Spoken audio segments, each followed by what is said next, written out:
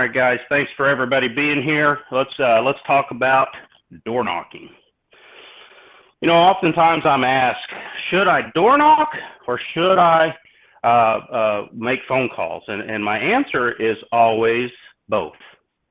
But until, you know, if you're brand new to this business or you're just getting started out, what I would tell you is you should start off with leads, direct mail leads specifically, door knocking. And here's why. The first reason is you're going to encounter the same objections at the door as you do on the phone. However, when you're at the door in person with a handwritten lead in your hand, more times than not, the lead alone and them visually seeing that lead is going to allow them to, for a moment of recall and familiarity, oh, I did write that card out. Oftentimes, that alone will get you in the door in a sit. And the other reason, another point to that is oftentimes at the door, you're going to get into an exchange with a client that you might not otherwise have the opportunity over the phone in some instances. And so what I mean by that is people can just hang up the phone sometimes if they think you're a telemarketer. And if you don't have a sales background, specifically selling over the phone, or you haven't honed those phone skills may not be there yet, and you may burn through a bunch of leads trying to use the telephone. But here's what I'll tell you. At the door, you're going to get a little more opportunity. You're going to have a handwritten lead that you're going to be able to show them. And you're going, and keep this in mind. Whenever you're approaching a prospect off a direct mail lead, there are normally just a handful of objections you're going to receive. They're going to be the same on the phone as they are at the door. Showing up at the door is going to offer you that opportunity to have that exchange, start that exchange, and allow you to hone and practice your rebuttals. And like I said, even if you're not perfect on your objections just yet, oftentimes having that lead card in your hand is going to get you in the door more times than not. But it is imperative that you know these scripts, study them, and record them to memory. And not just the script, but the rebuttal too.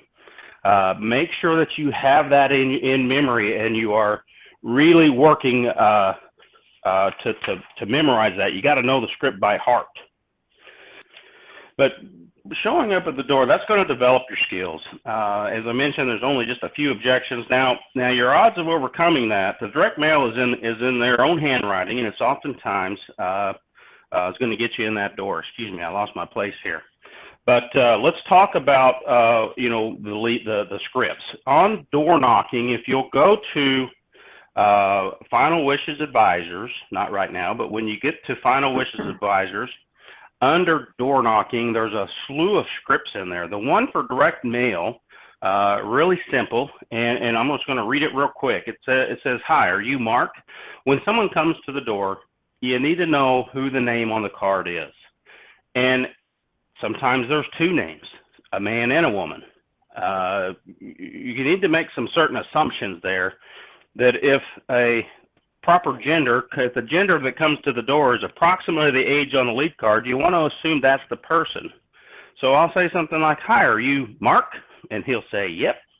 And I'll say, "Oh, great, Mark. My name is Steve Ward. I'm your Senior Benefits Coordinator.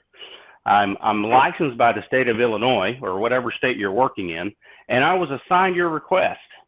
You had recently sent in this for a benefits package and that new discounted burial program for fixed income families. And Mark, I know you're busy, but I just need a few moments to go over a few things, and then I'll let you get back to your day. May I come in?" So now what you've done is you've identified who you are, you've identified why you're there, and you've identified what you want to do. Who you are as a senior benefits coordinator. Guys, you need to keep that real generic. If you say you're a senior life insurance company, well, all of a sudden it's life insurance, and that can put somebody on one side of the fence or the other. So at the door, just make sure that you're, get those scripts down, and that's not a hard script to memorize. You should be able to memorize that in 5 or 10 minutes. But you need to be able to have the proper voice inflections. You need to be able to have a smile on your face when you're saying it. You show up at the door, and that's where you're going to have that success. Let's talk about how to do this efficiently, because guys, I'm hearing a lot of folks talk about, well, I went down and worked these leads today, had 15 of them, and I knocked on every door, and I'm home at 3 o'clock in the afternoon, and I just didn't get anybody home today. Well, that's not really knocking on doors, guys. And when I say knocking on doors, let's talk about how to do that efficiently. And here's some tips on what you're going to do. Number one is to be organized. You've got to organize those leads. And the best way to organize those is you can go out onto the App Store or the Google Marketplace, and they have these things, these trip planners. A couple of ones that I know folks use. The one I use is called InRoute. That's I-N, and Route, R-O-U-T-E. I think there's a small nominal fee you charge to expand the capabilities of that. I think when you download the free version, it gives you 5 or 10 locales that you can put in.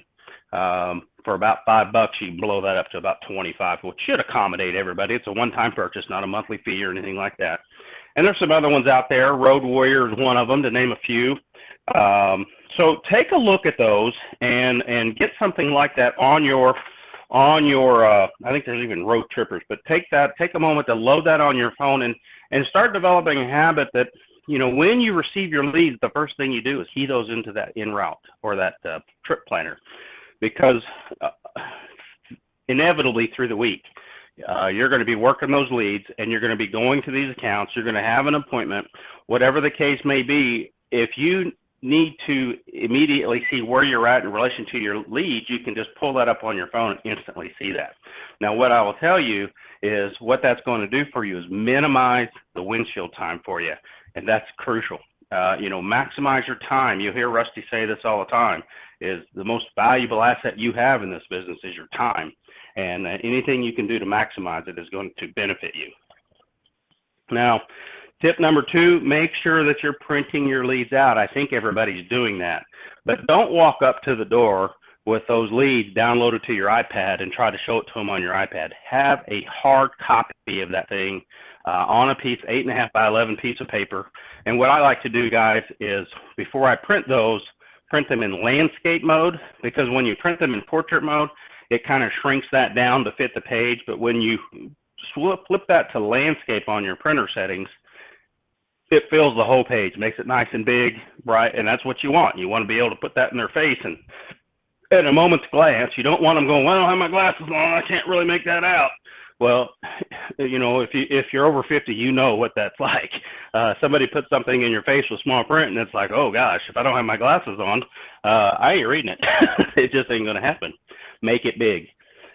Secondly, is have a script. I just talked about that. But guys, I can't stress this enough. If you don't have a script when you go up to the door, and not just a script to introduce yourself and tell them what you're there for, but have a script when they tell you, I can't afford anything, or I've changed my mind, or I don't have time, or I've already got life insurance, which is one that we love, because if they've already got insurance, that means that they've been paying a monthly premium, and there might be an opportunity that you go in and replace that business and take all that business. But that's another topic. So have those scripts. What you're going to say when they answer the door, know this by heart, study it, practice it, recite it. And guys, how you practice this is do it out loud.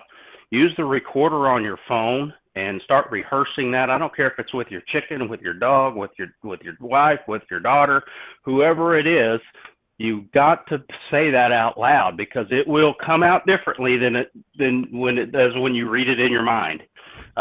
You're going to pick up, if you record yourself on your phone and listen to it playback, you're going to hear different inflections that you're doing that you might not have picked up by listening to yourself deliver that. So very big tip to do that. Just record that a few times, listen to yourself, and do it until you're happy with it. And then practice it, know it. It will make you tons of money. I promise you. Secondly is, and this probably doesn't get stressed enough, dress to impress. Now, I don't mean going out and suiting up and putting a suit and tie on. What I mean is dress appropriately. You know, what I'll wear is just a pair of slacks, a polo shirt, nice shoes, belt, shirt's tucked in, hair's cut, car's clean. You know, I don't pull up with mud and dirt all over my car like I've been out mudding. I don't pull up with a bunch of wrinkled pants and look like my shirt just got pulled off the bottom of the clothes hamper. You know, make sure that stuff is pressed and neat and nice in appearance. And, you know, don't let your appearance be the reason that someone doesn't want to do business with you. I've not seen any problem areas by any agents that's on the call today, but in the past, I have had people that take that for granted. I've had agents that show up in blue jeans and tennis shoes, and there are some agents that can do that and get along just fine, but how do you know that when you get that no, that they didn't just make a judgment on you standing at the door and told you something else? Because they're going to be polite, right? So don't allow your appearance to be the reason someone doesn't do business with you. That's important. You know, this is one that I talk about a little bit, and you know, when you're out there running these leads, Rusty does it one way, I do it another, and let me talk about why I do it the way I do. I park in the driveway whenever possible, whenever possible. I want to park in the client's driveway, and the reason I want to do that is I think that it sends a message to the client. One, it tells them that I'm not just out randomly meandering the neighborhood, looking, introducing myself and trying to get in the door. I want that client to know that I'm specifically there to see them. And when I pull in their driveway and I get out, that's what that implies. I'm not just randomly knocking on doors looking for an open door or whatever. I'm here specifically to see you, and I'm here because you requested me to be here. You requested a benefits package. I'm here to deliver that. So, and that kind of goes back to that script and some of that banter you may get.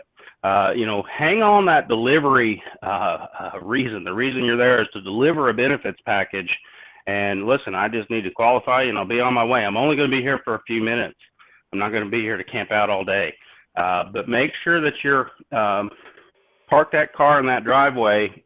It will help kind of tell that client what you want, what you're there to do. You're there to see them specifically. Now, when you get ready to go to the house and you park your car, don't sit in your car when you pull in the driveway. Do not sit there. Immediately get out. And sometimes, you know, when I say go light, what I mean by that, when you go to that front porch, don't try to take everything that you've got. What I would tell you is to, number one, set up a filing system in your trunk. You can go to Walmart and you can buy these boxes. Filing boxes are less than $5 usually. Even a milk crate that you can get there for a couple of bucks, and put some hanging files in there. Keep your benefits packages in there. Keep your stock in your trunk, and just take a couple of pieces with you, just enough to take care of what you need in that house, because you're going to be able to reload everything when you get back to your car when this appointment's over. But when you show up to that door and you got a bunch of stuff under one hand, you got a lead in one hand, your iPad, you know, you're liable to, one, drop your iPad. So you're liable to drop your iPad, which would be terrible. Secondly, you're given the impression when you show up with so much stuff in your hands that, man, this guy ain't here for just a minute or two. He's here to camp out. And that's the last thing you want to do. So go light. You know, what I'll carry on me is I carry a bag that has two sides to it, but there's really not a lot in that bag. It's pretty light. It's got my iPad, got a couple extra pins in it. I have a charger if I need it. I have a couple of maybe no more than 2 or 3 benefits packages in there. But in my trunk, I might have 25 benefit packages. I might have 50 discovery forms. I might have 25 referral sheets. I might have 50 policy summaries. But when I use my last benefits package, or if I find out that I didn't load enough in that house, it's just a quick trip to my car to get what I need, right? So get in the habit of doing that so that you don't find yourself while you're out in the field working that you got to drive somewhere or take a time out to figure out how to get those things back in your hands. So go light. You know, and this one this might be one of the most important topics right here, is be persistent. And what I mean by that, there's two things here I want to talk about under the persistency. Number one is be persistent at the door. When you get there, don't take the first no before you bail on that lead. Have a rebuttal, because you're only going to get a handful. Usually there's something like this: I can't afford it. I don't have time. I've already got life insurance. Or what's this all about? No, I'm not interested anymore. So, or I've changed my mind. So there's really just a few rebuttals that you need to practice and rehearse and study and commit to memory. when they come up with that, you really don't have an opportunity to pause and think about what you're going to say. That's why it's so important to know these by heart, study them, because if you pause to think about this, one, it's going to give the impression that you're not very confident in what you're doing. And when you're confident in what you're doing, that exudes to your client that this guy knows what he's doing. He's done this before. And that's what they're looking for. They're looking for someone who knows what they're doing and can advise them, and making sure they want to do business with somebody who knows what they're talking about, not just somebody who's just starting out this week. So the way that you overcome that for you folks that are just getting started in the business is rehearse this. And you should rehearse this on a daily basis. You know, carve out a few minutes a day and keep the script on your phone. And just when you have a downtime, look at that thing, practice it, rehearse it while you're driving down the road, start talking about it. But you'll be surprised at the effort that you put in, how well that will translate to your clients when you know your scripts. And that thing comes out instead of me reading it in a way that, well, I've just learned this language, so I'm not really able to deliver it confidently yet. When you study this over and over and over, it becomes your own. You internalize it, and it doesn't sound rehearsed or scripted. But you have to practice that to get there. Second way I talk about being persistent is, you know, guys, we can't just knock on a door one time and assume that lead wasn't there. Here's what I'll tell you, the reality of working direct mail leads. And when I'm talking about this, I am talking about direct mail leads. You will get more people that don't answer the door or aren't home than you will that answer the door throughout the day. It's just the way that it is. You know, they sent out a lead card. You didn't tell them you were coming. You show up in the middle of the day. They got lives too. They're doing things. They're busy. So you've got to enact persistency here. And a couple of ways what I mean by that is you're going to knock on that door several times throughout the day. You know, so if you show up at 9 o'clock and nobody's home, I'm going to hang a delivery sticker and I'm going to get ahead of myself. But when you get there and they're not there, I'm going on to number 2. But don't think I'm not going to circle back around and hit that door again. If I don't get to it today, I certainly will get back to it tomorrow. So you've got to continually knock on those doors over and over and over, because one time that door opens is all that it takes, and you never know when they're going to be there. Randy Ransom is shared some examples. I've seen you. Randy, are you on the call this morning? I sure am. Randy, I saw you posted some things a couple of weeks ago about, someone that you had challenged to try to get in front of, and she was a challenge to coordinate and catch her at home. But when you finally did, talk about some of your experiences to the group on what I mean by persistency at the door, knocking on these doors more than once throughout the day.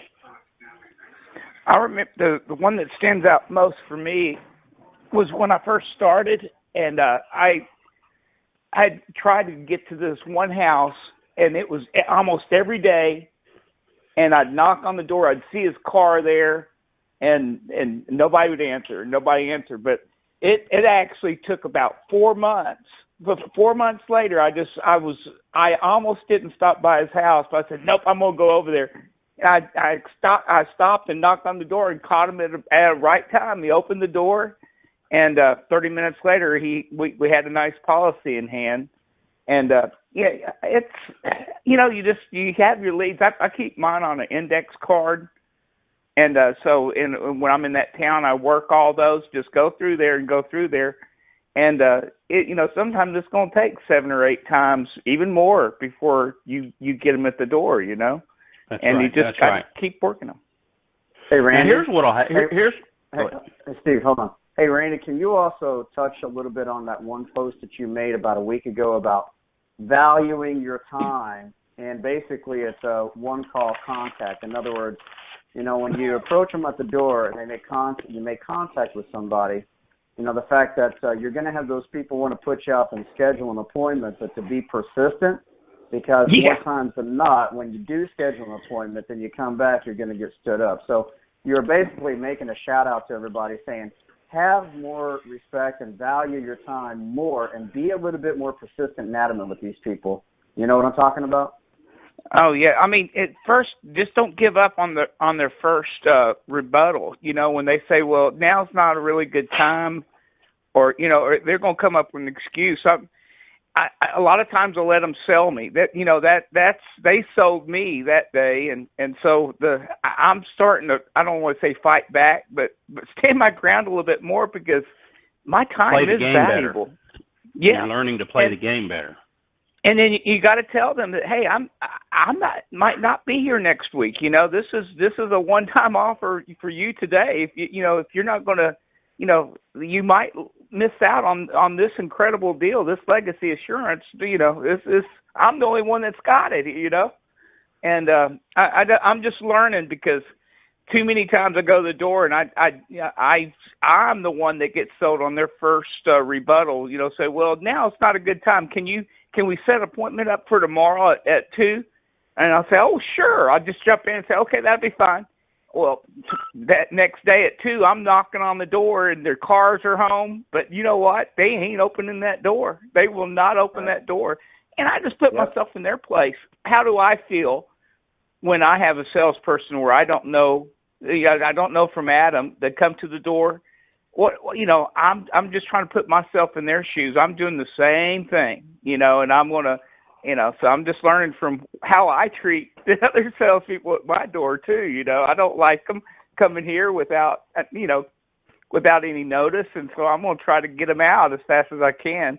Well, my time is getting more and more valuable. So I'm going to stand my ground a little bit more, be polite, and I'm going to get in that door. Once, if I'm face to face, I'm going to get in that door one way or the other. It's a one-call close market. It's a one-call close getting the appointment upon first contact. It's a one-call close getting your foot in the door upon first contact when door knocking. It's a one-call close when you do get an appointment, when you do get your foot in the door and you run that appointment. It's a one-call close market. So real quick, Steve, at the end of the day, guys, I say this all time and time again. These people are afraid of you. Yes, they raised their hand and said, I want to find out more about the product and services you have to offer. Yes, these people procrastinate on average of about 3 years before they finally do something about it. Yes, these people know that they want it, they need it, they have to have it in order to make sure the biggest fear doesn't become a reality. But they're all going to want to play a game. And that game is putting you off. Why? Because they're afraid of you. Why? Because you're afraid you're going to come in and try to sell them something they don't want, they don't need, or they can't afford. And at the end of the day, you're just there to try to help them. One of the things that Steve said about 3-4 weeks ago that really resonated with me is people want to buy on their time, not on your time. So when you contact them or over the phone or in person, they have a tendency to want to put you off. They don't want to deal with it because it's on your time and not on their time. But going back to last week with Ron Washington, Ron had stated that your job, your mission when you're door knocking or even getting on an appointment is to get your foot in the door. So just that is it. You don't want to sell them anything at the door. You don't want to give them too much information at the door. Just get your foot in the door. And guys, once you get your foot in the door, within about 5 to 10 minutes, everything changes as long as you follow the system. Their guard comes down. They start opening up, and they're really glad that you're there. And then you can proceed to help these people in a manner that they want you to help them, and they need you to help them. Now, everything Rusty's saying there is absolutely true. So, and that's you got to kind of compartmentalize your steps when you're knocking on doors, because you're going to get a lot of resistance. You're going to get a lot of not right now. I've got a doctor that, this is what I get on the phone a lot of times. Hey, is tomorrow a good time? No, tomorrow's not a good time. I can't. I'm busy. Oh, what's going on? I got a doctor's appointment. Well, as well as I do, most of these folks' doctor is in the town that they live in, and their doctor's appointments at 9 o'clock in the afternoon, 2 o'clock, or 9 o'clock in the morning, 2 o'clock in the afternoon, 3 o'clock in the afternoon, whatever it is. But when you start having those exchanges with those people, you just, well, gosh, I'm going to take a minute or two of your time. I'm not going to be there all day, and your doctor's appointment's not till 2 o'clock. Why don't I show up at 9? Oh, yeah, that'd be good.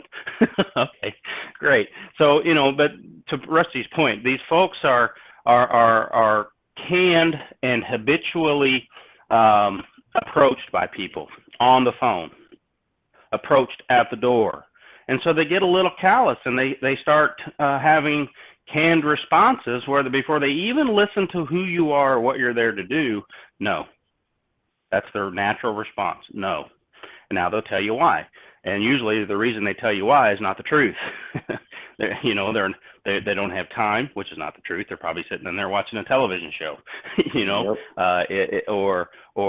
no, I don't have time. I have a doctor's appointment. Well, your doctor's appointment is only going to take a couple of hours. I'm only going to take a couple of minutes. What time's your doctor's appointment? 2:00. Okay, great. I'll be here at 5. Okay, great. I'll be there at 9. How's that work for you? So be persistent at the door. Don't take the first no, and you're going to have to kind of gauge how persistent you're going to be, not to irritate them, but to be persistent enough that maybe you turn them. Don't irritate them. Absolutely, don't irritate them. And you just have to sense that at the door, But what I'll tell you, nobody's going to get irritated at you for not taking the first no. And oftentimes I will go 3 times deep. But in a way, usually before I ask the third time, I've redirected them for a minute or two and then ask again. But that takes that heat off of it.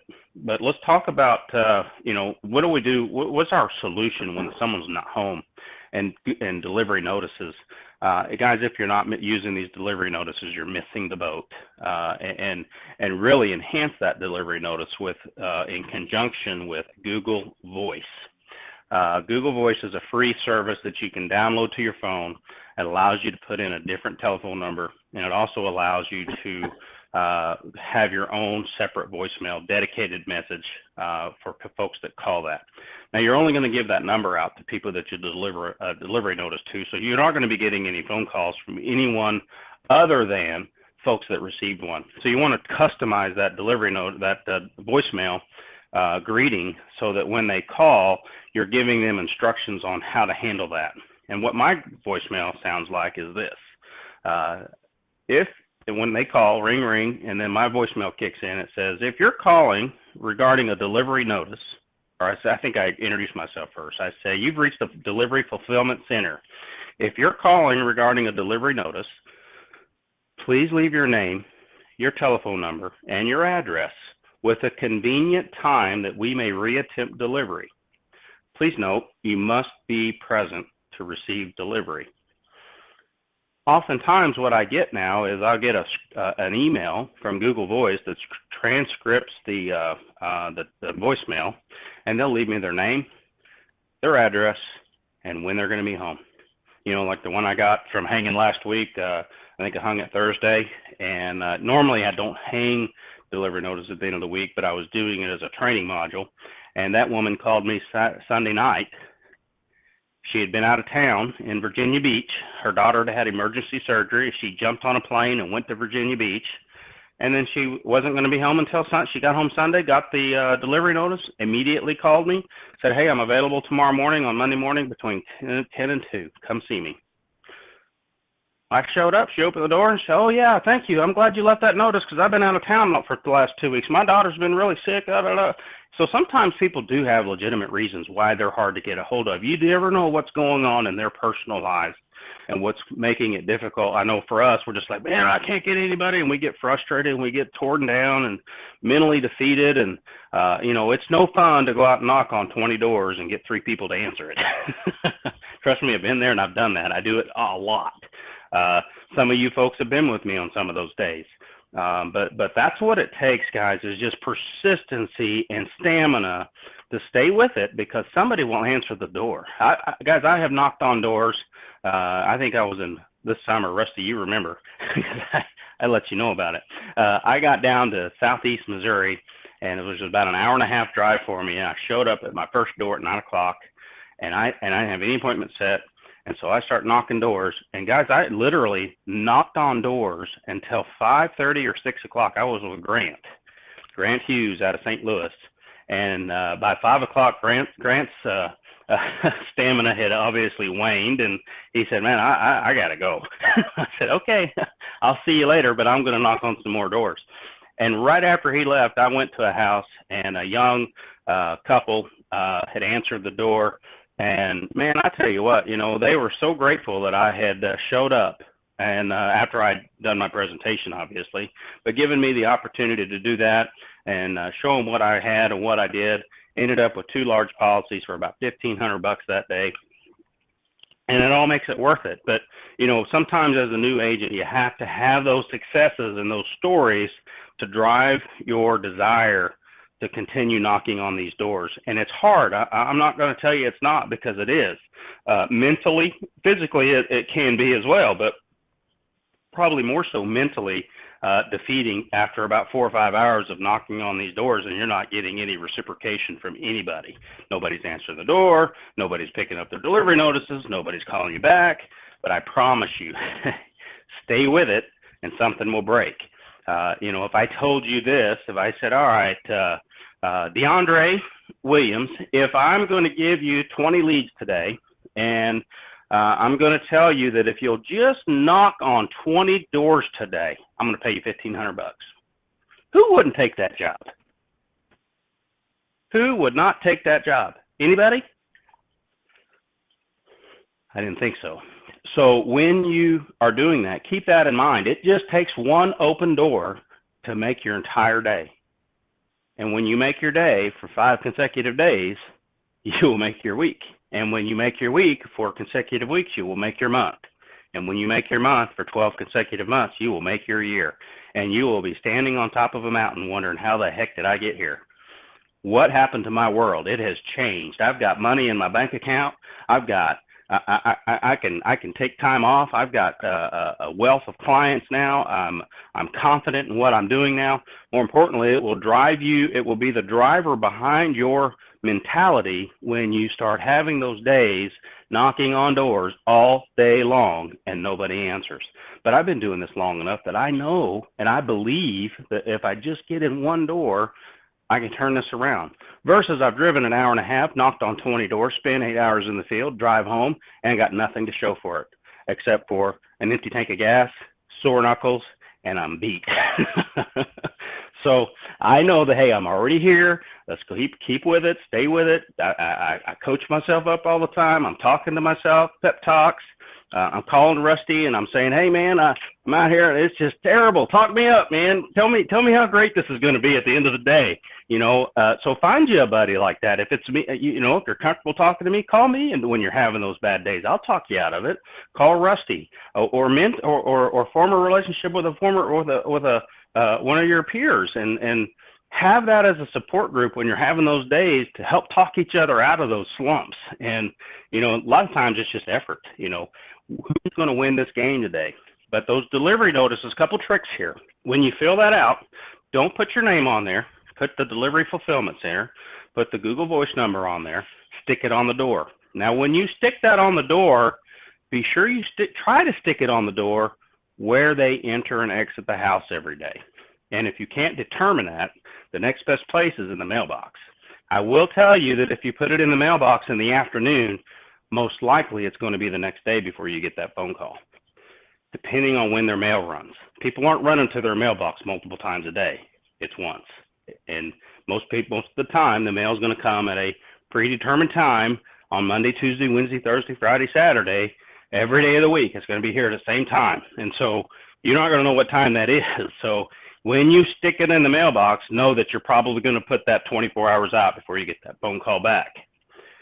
Put it on the door and try to identify the door they come in and out of every day. When possible, stick it on the inside door. For instance, open the storm door, put it on the main door, close the door. That'll protect it from the rain and the wind. Now, once you've hung that and you're not getting any callbacks, doesn't mean that once you've hung a sticker, you're done with that until they call you back, because that's not the case. What you're going to continue to do is drive by that place or those places throughout the day and notice, is the sticker still there? Yep. Okay. Well, you don't have to get back out and knock on that door again. You just know the sticker's still there and nobody has been home. But when you drive by and the sticker's not there and you haven't gotten a phone call, somebody has come home. Now, you don't know if they're still there or not, but get out and knock on that door again, because the odds are they're going to be on the other side of it, because they've just recently pulled that off the sticker. They may or may not have called you yet, and you show up. Okay. Now, when I'm in the field and I get that phone call, I do not answer the phone ever, Google Voice allows you to screen the call as it's coming in, so you can screen that call when it comes in. And what I will do, rather than call that person back or answer that phone call, I'm going to look them in my lead. I'm going to find them in my leads, and I'm going to drive straight there, because I know they wouldn't be calling me had they not been home, grab the sticker, and make that phone call, right? So use your head a little bit. When they pull that sticker off the door and call you, just drive straight there if you're in town. If you're in town. Hey, Steve. And you should. Yes, sir.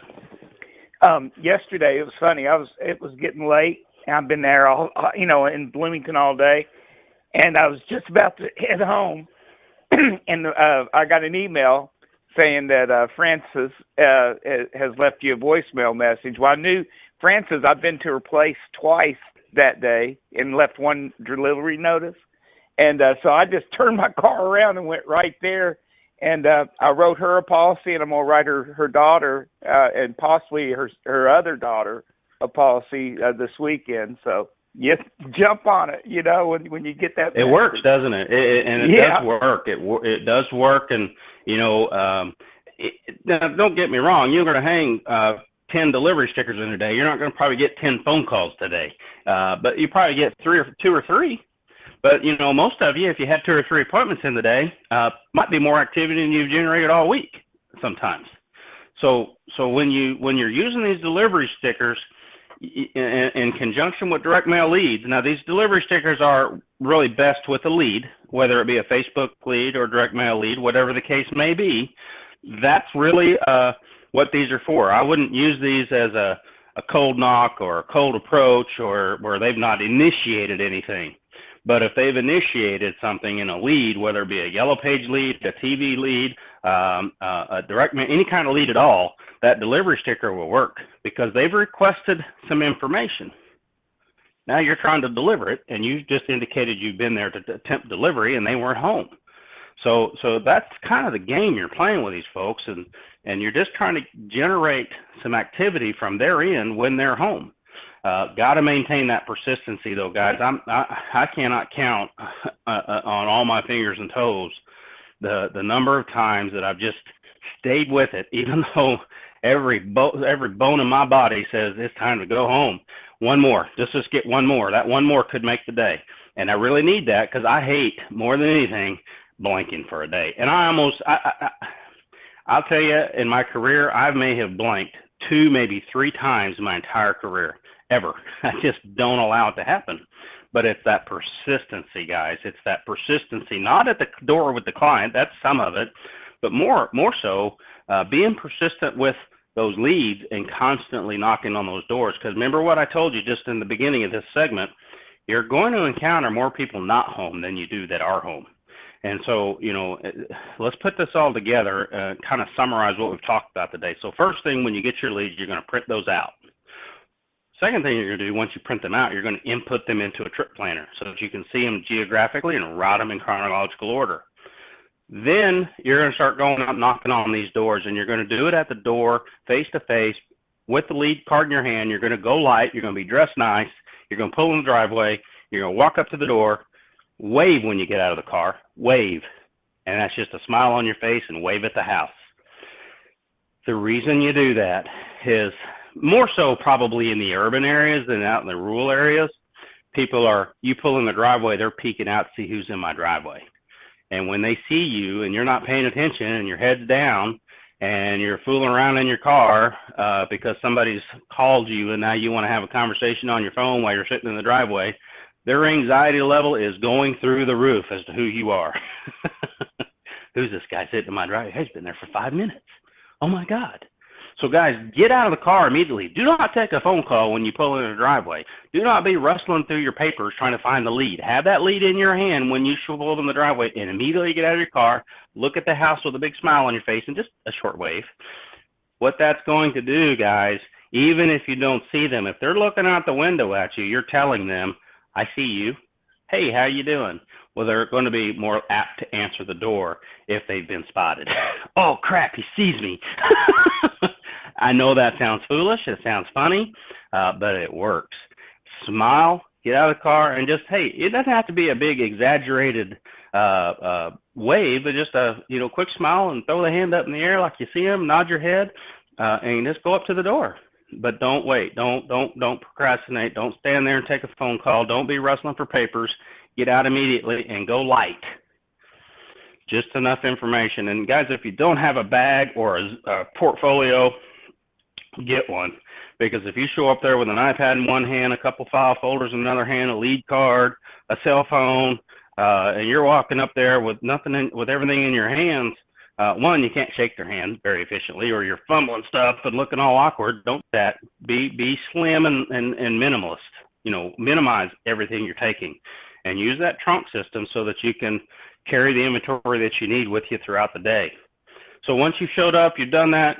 Know those scripts, guys. I can't stress enough for you. And if you don't like the scripts we've written, write your own and do that.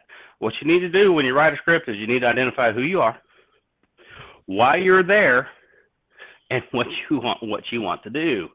And who I am is I'm Senior Benefits Coordinator. Why I'm here is because you've requested information on the 2019 funeral programs. Oh, by the way, I need to come in for a minute. May I come in? I just need a few minutes of your time. May I come in? So now I've told them who I am, why I'm there, and what I want to do. If you can answer those three components, you're going to be pretty safe. If you want to write a script and do that, I would encourage you to bounce that off me and let me help you through that. But really, the scripts that we've got, they work. We've been using them for years. We've been training agents on them for years, and they work. If you want to take time to write your own, then do that. But whatever it takes, have canned responses to what you're going to say. I've already given you the answers to the test. Now you just have to memorize them. The answers to the test are, I don't have time. I've already got insurance. I've changed my mind. I don't have no money. Pretty much that's it. So I've already given you the questions. Now you got to go get the answers. And we've got the answers right on the script page on the rebuttals. And if you'll go to appointment settings, not door knocking, but appointment settings, there's a phone script in there. If you're not comfortable on the phone, you don't have a lot of experience at the phone, I would encourage you to stay away from that in the beginning so that you don't, because like Rusty said, it's a one-shot close. And if you get them on the phone and they tell you they're not interested and you show up a week later, not that you can't overcome it, but it's going to be a little more difficult for you.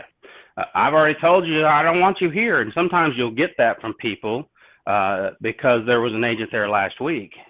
Some of you have been with me on some of those, and they get very angry with you because they just assume all agents that show up at their door are from that one card you sent in. But that brings up another point to me. Do I work old leads, and are old leads working? Yeah, they work, and here's why. Because these people that fill out these leads oftentimes are filling out more than just your lead. They're filling out leads all the time. I just wrote one yesterday on a guy that I wrote a policy for 2 or 3 years ago. I got a lead card. I knew who he was. Went right over there and said, hey, man, I'm Steve. You bought that Transamerica policy from me a few years ago. Oh, yeah. So you still got that, right? Oh, yeah, I still got it. Well, good. What are you looking for? Oh, I just wanted to they aren't going to, most of the time, they're not going to pick up the phone and call you. They're going to send another lead card in.